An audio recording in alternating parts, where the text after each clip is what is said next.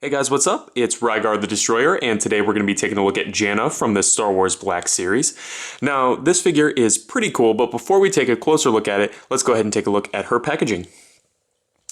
So here it is, pretty standard for what we've seen out of the Black Series. Nice big window here on the front, as well as an image of the character down here in the corner. And then whenever you flip it over onto the back, there is a brief description. And of course, if you'd like to read that, you can go ahead and just pause the video. And then, of course, that same image from the front is repeated again on the back here. But let's go ahead and get back to the figure itself here. Now, she stands at, let's see, about 5 3/4 inches tall to the top of her hair.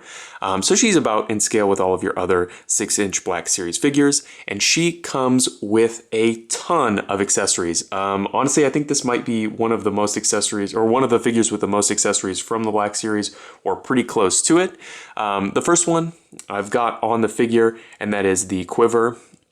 Now, one thing that I did on this figure that I don't know if you're really supposed to do is I placed this underneath her cape, and the way I did that is by heating the figure with a hairdryer and popping the head, and then removing the cloak and slipping that on. That's how I got it to be in this position here. I think that looks the best in my opinion, but of course you don't have to do that. You could just slip it over the figure's shoulder. Up next we've got the bow, which is a pretty cool accessory, very unique for the Black Series.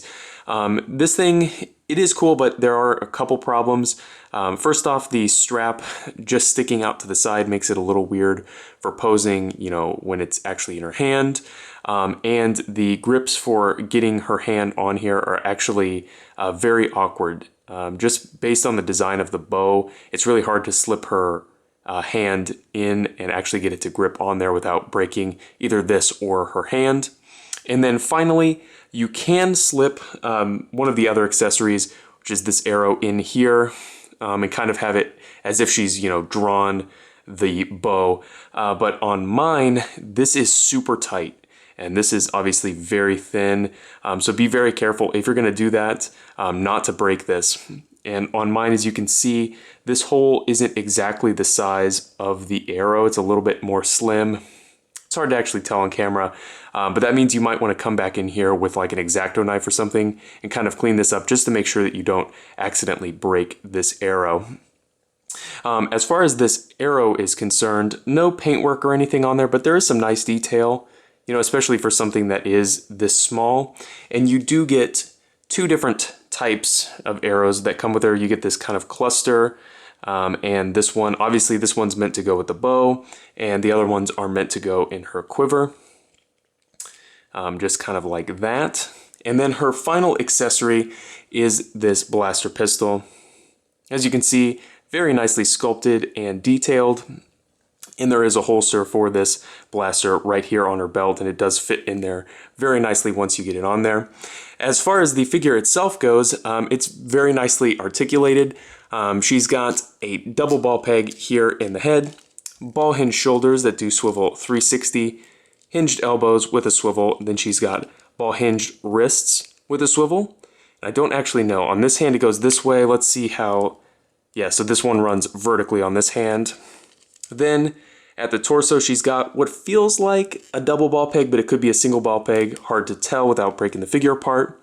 She's got T-jointed hips, nice range of motion there, forward and back and out to the side, which is nice. Thigh swivel, double jointed knees, again, really nice range of motion there.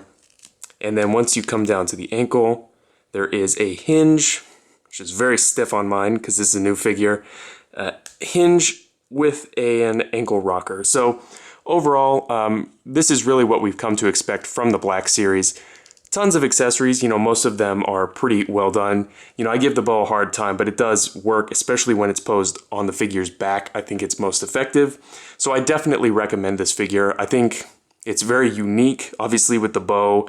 Tons of accessories, really cool looking overall, so I definitely recommend picking this one up. So if you have any comments or questions, please leave them down in the comment section below, and I guess I'll see you later.